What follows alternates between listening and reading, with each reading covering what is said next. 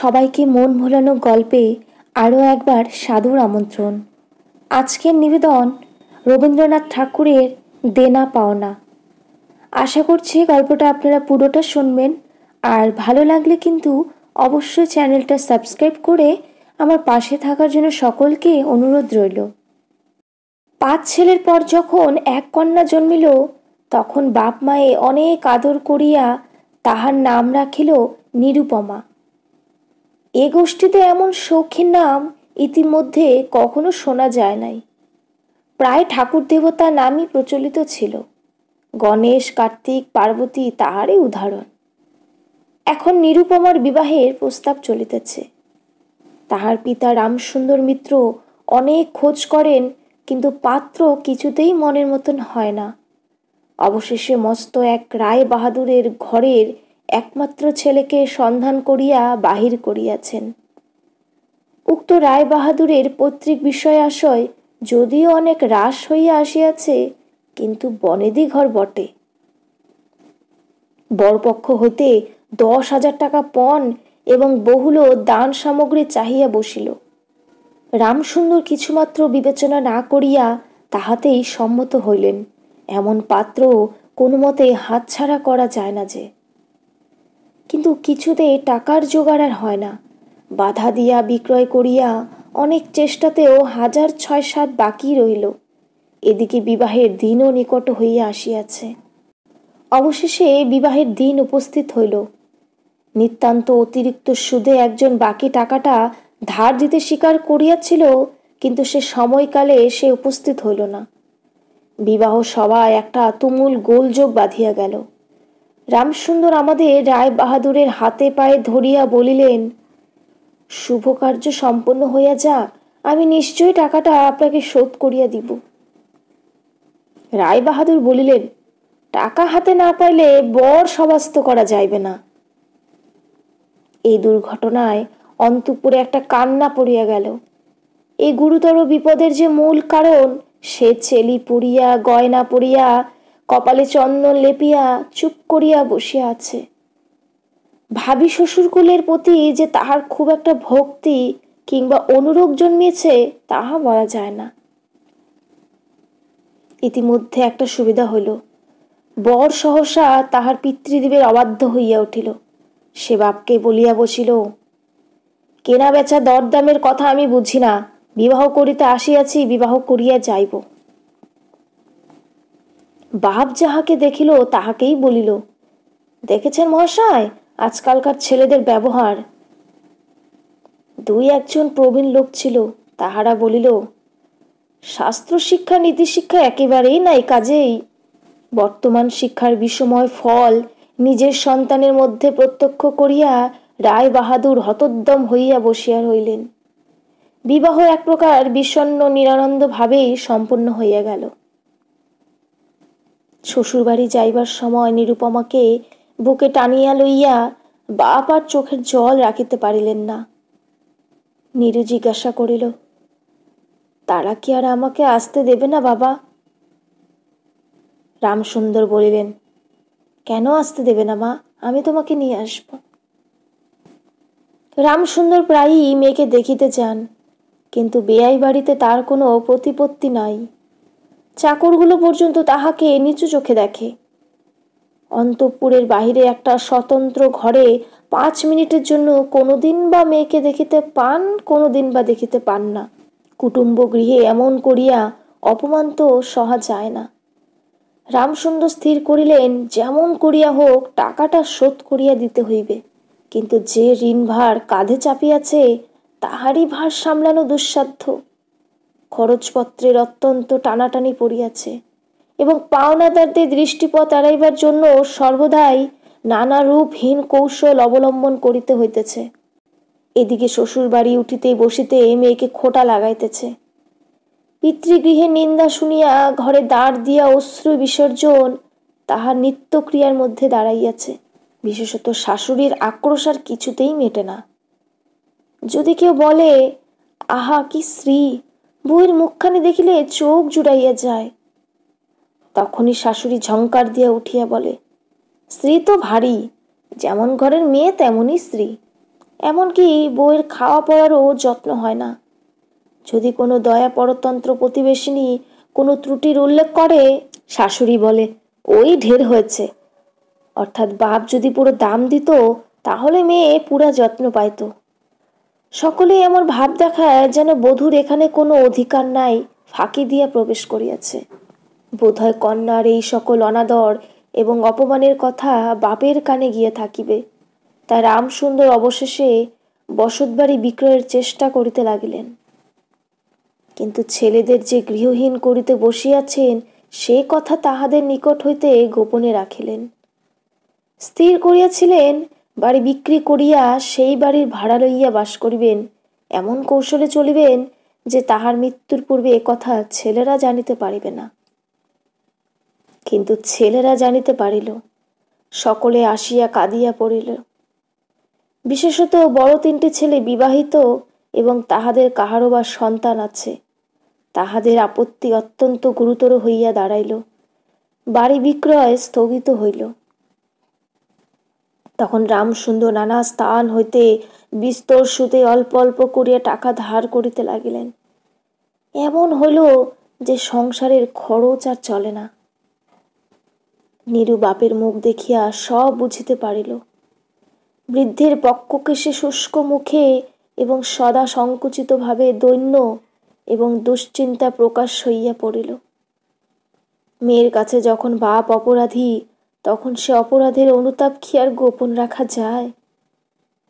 রামসুন্দর যখন বেয়াই বাড়ির অনুমতিক্রমে স্বর্ণকালের জন্য কন্যার সাক্ষাৎ লাভ করিতেন, তখন বাপের বুক যে কেমন করিয়া ফাটে, তা তাহার হাসি দেখিলে টের পাওয়া যাইত।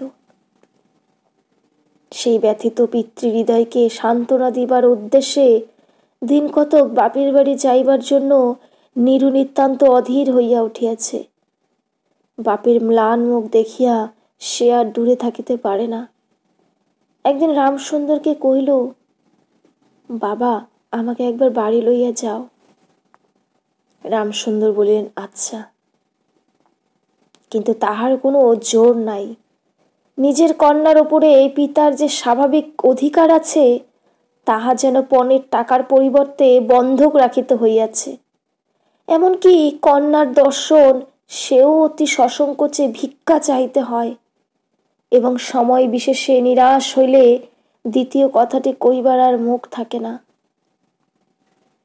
কিন্তু মেয়ে আপনি বাড়ি আসিতে চাইলে বাপ তাকে না আনিয়া কেমন করিয়া থাকে। তাই বেয়াইয়ের নিকট সে সম্বন্ধে দরখাস্ত পেশ করিবার পূর্বে রামসুন্দর কত হীনতা, কত অপমান, কত ক্ষতি স্বীকার করিয়া যে 3,000 টাকা সংগ্রহ করিয়াছিলেন, সে ইতিহাস গোপন থাকাই ভালো। নোট কখানি রুমালে জড়াইয়া চাদরে বাঁধিয়া রামসুন্দর বেয়াইয়ের নিকট গিয়া বসিলেন। প্রথমে হাস্যমুখে পাড়ার খবর পাড়িলেন।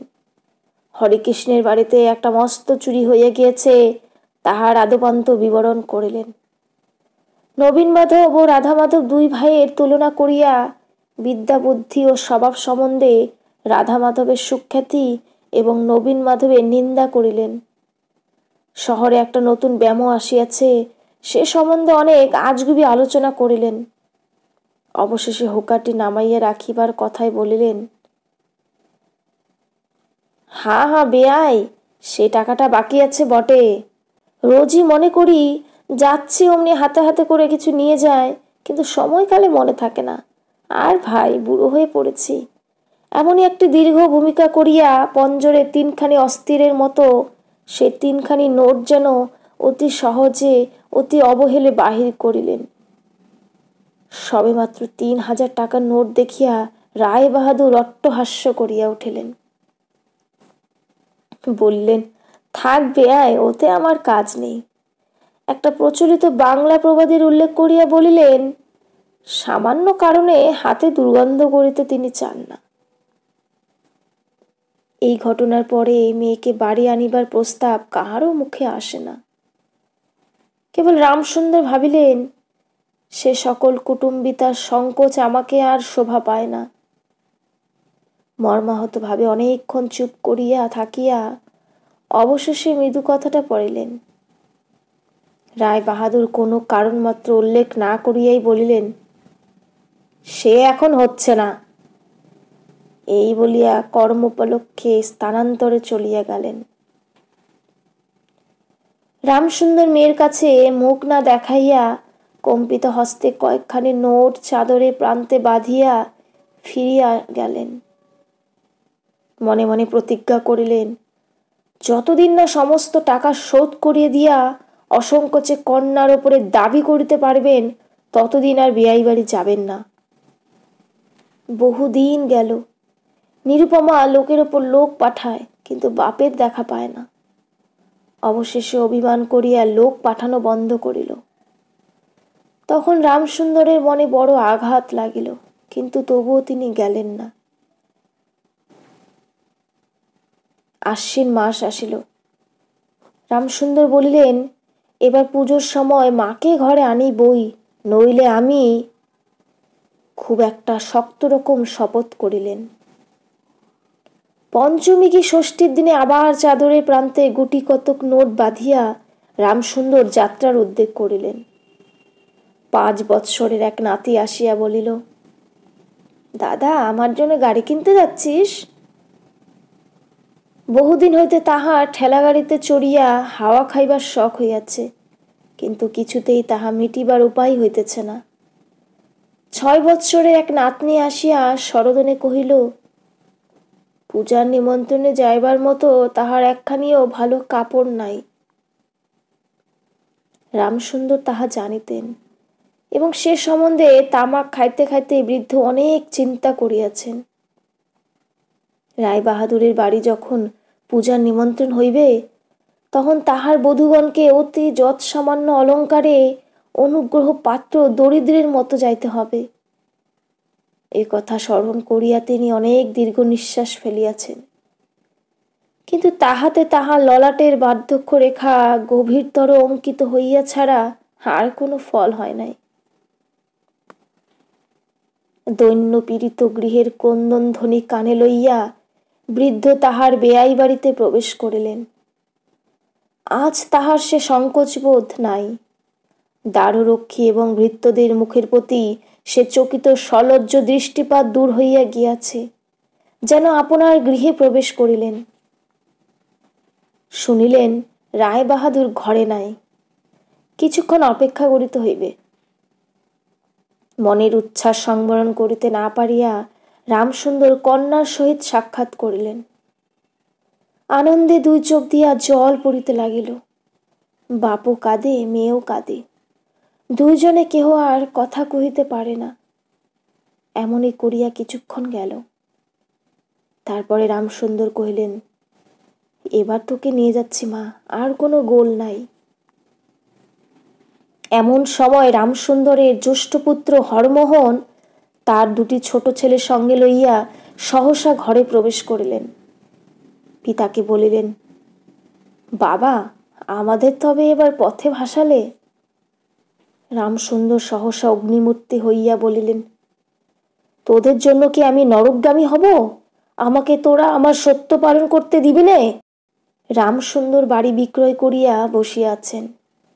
ছেলেরা কিছুতে না জানিতে পায় তাহার অনেক ব্যবস্থা করিয়াছিলেন, কিন্তু তবু তাহারা জানিয়াছে দেখিয়া তাহাদের প্রতি অত্যন্ত রুষ্ট ও বিরক্ত হইয়া উঠিলেন। তাহার নাতি তাহার 2 হাঁটু সবলে জড়াইয়া ধরিয়া মুখ তুলিয়া কহিল, দাদু, আমাকে গাড়ি কিনে দিলে না? নতশির রামসুন্দরের কাছে বালক কোনো উত্তর না পাইয়া নীরুর কাছে গিয়ে বলিল, পিসিমা, আমাকে একখানা গাড়ি কিনে দেবে? নিরুপমা সমস্ত ব্যাপার বুঝিতে পারিয়া কহিল, বাবা, তুমি যদি আর 1 পয়সা আমার শ্বশুরকে দাও, তাহলে আর তোমার মেয়েকে দেখতে পাবে না, এই তোমার গা ছুঁয়ে বলল। রামসুন্দর বলিলেন, ছি মা, অমন কথা বলতে নেই। আর এই টাকাটা যদি আমি না দিতে পারি, তাহলে তোর বাপের অপমান আর তোরও অপমান। নীরু কহিল, টাকা যদি দাও তবেই অপমান। তোমার মেয়ের কি কোনো মর্যাদা নেই? আমি কি কেবল একটা টাকার থলি? যতক্ষণ টাকা আছে ততক্ষণ আমার দাম। না বাবা, এ টাকা দিয়ে তুমি আমাকে অপমান করো না। তাছাড়া আমার স্বামী তো এ টাকা চান না। রামসুন্দর কহিলেন, তাহলে তোমাকে যেতে দেবে না মা? নিরুপমা কহিল, না দেয় তো কি করবে বলো, তুমিও আর নিয়ে যেতে চেও না আমায়। রামসুন্দর কম্পিত হস্তে নোট বাঁধা চাদরটি কাঁধে তুলিয়া আবার চোরের মতো সকলের দৃষ্টি এড়াইয়া বাড়ি ফিরিয়া গেলেন। কিন্তু রামসুন্দর এই যে টাকা আনিয়াছিল এবং কন্যার নিষেধে সে টাকা না দিয়েই চলিয়া গিয়েছেন, সেই কথা গোপন রহিল না। কোনো স্বভাব কৌতূহলী দ্বার লগ্ন কর্ণদাসী নীরুর শাশুড়িকে এই খবর দিল। শুনিয়া তাহার আর আক্রোশের সীমা রইল না। নিরুপমার পক্ষে তাহার শ্বশুরবাড়ি সরসজ্জা হইয়া উঠিল। এদিকে তাহার স্বামী বিবাহের অল্পদিন পরেই ডেপুটি ম্যাজিস্ট্রেট হইয়া দেশান্তরে চলিয়া গিয়াছে এবং পাছে সংসর্গদোষে হীনতা শিক্ষা হয়, ওই নজরে সম্প্রতি বাপের বাড়ির আত্মীয়দের সহিত নীরুর সাক্ষাৎকার সম্পূর্ণ নিষিদ্ধ হইয়াছে। এই সময়ে নীরুর একটা গুরুতর পীড়া হইল, কিন্তু সেজন্য তাহার শাশুড়িকে সম্পূর্ণ দোষ দেওয়া যায় না। শরীরের প্রতি সে অত্যন্ত অবহেলা করিত।